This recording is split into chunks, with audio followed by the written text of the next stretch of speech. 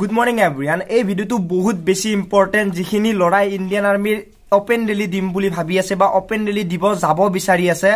যিকোনো সময়তে হওক বা আহাবাৰ হওক বা তাৰে আগতে হওক যিখিনি সময়ত আপোনালোকৰ ওপেন ৰেলি হ'ব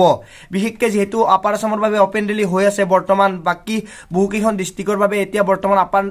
ওপেন ৰেলি হ'ব বাকি আছে গতিকে এই ভিডিওটোত আপোনালোকৰ বাবে ইম্পৰ্টেন্ট ডকুমেন্ট যিখিনি ডকুমেন্ট আপোনাৰ সদায় লাগিবই সেইখিনি ডকুমেন্ট নহলে আপোনালোকৰ ওপেন ৰেলি পৰা ওলাব লাগে এই কেদিন চাগে আপোনালোকে যিখিনি আপাৰ আসামৰ লগৰখিনি আছে তেওঁলোকৰ পৰা গম পাইছে যে ওপেন ৰেলিত বহুত লৰা উলিয়াই দিছে কিছুমান ডকুমেন্টৰ বাবে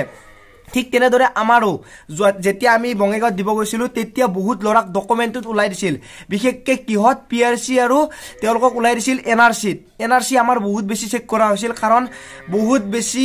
ষ্ট্ৰিক আছিলে ডকুমেন্টৰ ক্ষেত্ৰত ঠিক তেনেদৰে এইবাৰো বহুত বেছি লৰাক উলিয়াই দিছে ডকুমেন্টৰ ক্ষেত্ৰত আপোনালোকক ইম্পৰ্টেন্ট ডকুমেন্ট মই যিখিনি জানো মানে মই যিখিনি পাইছো সেইখিনি ইম্পৰ্টেন্ট ডকুমেন্টৰ ভিতৰত কোন কেইখন বেছি ইম্পৰ্টেন্ট গুটেখিনি গম পাব ভিডিওটো সম্পূৰ্ণ কৰি চাব যদিহে মোৰ চেনেলটোত নতুনকৈ আছে তেনেহলে এতিয়া সাবস্ক্ৰাইব কৰি দিয়ক লগতে বেল আইকনটো বজাই দিয়ক এনেকুৱা ধৰণৰ সুন্দৰ সুন্দৰ চাকৰি ইনফৰমেশন পাই থকাৰ বাবে প্ৰথমতে আপোনালোকে যিখন এপ্লাই কৰে তাতে এডমিট কাৰ্ডখন নিবই লাগিব সেই এডমিট কাৰ্ডখন মাস্ট বি আৰু এডমিট কাৰ্ডখন দুটা কপি লৈ যাব এটা হৈছে মানে ফটো স্টেট কপি আৰু এটা আপোনালোকে প্ৰিন্ট কৰি লৈ যাব কাৰণ কোনটো বিচাৰে কোনো ক'ব নোৱাৰে আমাৰ প্ৰথমবাৰ প্ৰিন্ট বিচাৰিছিল সেকেন্ড বাৰ আকৌ ফটো স্টেট মানে জেৰক্স বিচাৰিছিল গতিকে আপোনালোকে এই দুটা লৈ যাবই তাৰে পিছত ইম্পৰ্টেন্ট হল মেট্ৰিকৰ মাৰ্কশিট আৰু সাৰ্টিফিকেট যদি আপোনালোকে জিডিৰ বাবে এপ্লাই কৰে মেট্ৰিকেৰে বা আপোনালোকে যদি হাই সেকেন্ডাৰী ডকুমেন্টাৰী এপ্লাই কৰে তেনেহলে এই দুটাৰে সাৰ্টিফিকেট আৰু মাৰ্কশিট লৈ যাবই লাগিব হেতু এটা ইম্পৰ্টেন্ট আৰু আমাৰ আগতে ডেট অফ বাৰ্থ সাৰ্টিফিকেট বিচৰা নাছিলে মানে ডেট যেটো বাৰ্থ সাৰ্টিফিকেট থাকে সেইখন বিচৰা নাছিলে যিখন এডমিটত বাৰ্থ সাৰ্টিফিকেটৰ নাম্বাৰটো থাকে মানে বাৰ্থ সাৰ্টিফিকেট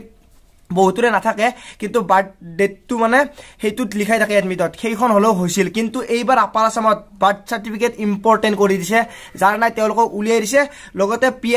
পিআৰসি মাস্ট বি মানে পিআৰসি খন আপোনালোকে বনাবই আপোনালোকৰ যেহেতু এডুকেশনাল পিআৰসি সেইখন লাগিবই সেইখন আপোনালোকে ডিসি অফিস হওক বা সাৰ্কল অফিসত গৈ বনাব পাৰে বহুত সহজ কেনেকৈ বনাব লাগে সেইটো ভিডিও মই বনাই দিছো হেতুত গৈ আপোনালোকে চাই ধুনিয়াকৈ বনাব পাৰে একদম ইজি হয় আৰু বেছি টকা খৰচ নাযায় যদি নিজে বনায় মাত্ৰ 150 মান টকাতে আপোনালোকৰ পিআৰসি হৈ যাব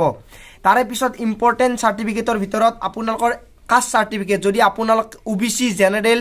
এইখিনি আছে ওবিসিৰ খন লাগে কিন্তু জেনাৰেল খনিৰ যেহেতু কোনো ধৰণৰ সাৰ্টিফিকেট নাই নালাগে কিন্তু যিখিনি এসসি এসটি তেওঁলোকৰ লাগিবই এইখিনি ইম্পৰ্টেন্ট ডকুমেন্ট তাৰে পিছত আপোনালোকৰ এফিডেভিট লৈ যাব লাগিব আমাৰ প্ৰথমবাৰ নটাৰীৰ বিচাৰিছিল তাৰ পিছত মেজিষ্ট্ৰেটৰ বিচাৰিলে এইবাৰ যিকোনো আপোনালোকৰ হলে হৈ যাব যিমান পাৰে আপোনালোকে আপডেট ভাৰ্সন ল'ব আৰু এইবাৰ আপাৰ আসামত বিচাৰিছে কোভিড-19 টেষ্ট মানে আপোনালোকৰ 48 ঘণ্টাৰ ভিতৰত যিখিনি টেষ্ট কৰিব লাগে সেইখন সাৰ্টিফিকেট লৈ যাব লাগিব আৰু 48 ঘণ্টাৰ যদি দেৰি হয় তেনেহলে সেইখন আকৌ নতুনকৈ বনাব লাগিব বা আপুনি কেনসেল হৈ যাব পাৰে ৰিজেক্ট হৈ যাব পাৰে ডকুমেন্টৰ ক্ষেত্ৰত এইখিনি হৈছে ইম্পৰ্টেন্ট ডকুমেন্ট লগত আপোনালোকে স্যানিটাইজাৰ হওক মাস্ক হওক লৈ যাব এতিয়া ডকুমেন্ট যেহেতু আপোনালোকৰ গুটেখিনি আছে পেন কাৰ্ড ভোটাৰ আইডি যিয়ে নহওক সেইবোৰটো কম্পালসৰি নহয় কিন্তু সেইবোৰ লাগে সেইবোৰ আপোনালোকে বনাই লবই কিন্তু সবচে ইম্পৰ্টেন্ট আপোনালোকৰ আধাৰ কাৰ্ডটো এখন ইম্পৰ্টেন্ট ডকুমেন্টৰ ভিতৰত পৰে কাৰণ যত নেকি আপোনাৰ এড্ৰেছটো থাকে সেই ডকুমেন্টখনো বিচাৰে গতিকে গুটেখিনি ডকুমেন্ট আপোনাৰ ক্লিয়াৰ ৰাখিব যাৰ ক্ষেত্ৰত আপোনাৰ কোনো ধৰণৰ ডকুমেন্টত প্ৰবলেম নহয় সেই কাৰণে কৈ আছো আপোনালোকে পিআৰসি হওক বা কাষ্ট সাৰ্টিফিকেটে হওক এইখিনি প্লিজ সোনকালে বনাই লব যেহেতু মই একেদিন এক্টিভ নাছিলো নগাঁৱত আছিলো আজি আহিছো আৰু ভিডিও আপোনালোকে পাই যাব ধুনিয়া গতিকে ব্লগ ভিডিও আপোনালোকে আৰু ভাল পাব নগাঁৱৰ ভিডিও পাইব